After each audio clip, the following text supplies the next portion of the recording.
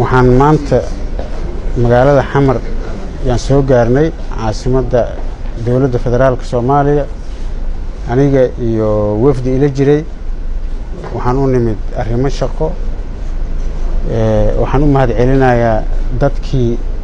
mas'uuliyiinta ahaa oo na soo dhaweeyay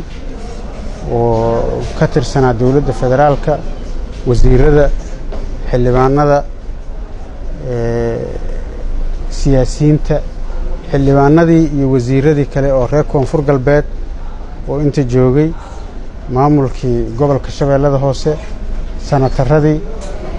iyo siyaasiyiintiina soo dhaweysay oo dhan baan u mahad celinaynaa aad iyo aad u mahadsantihiin waa isla warsan doonaa waxaan soo gaarnay aniga iyo wafdi ila jirayba magaalada Muqdisho waxaan u nimid arrimo shaqo haday noo dhamaadaan waa baxaynaa insha Allah waxaan ku faraxsanahay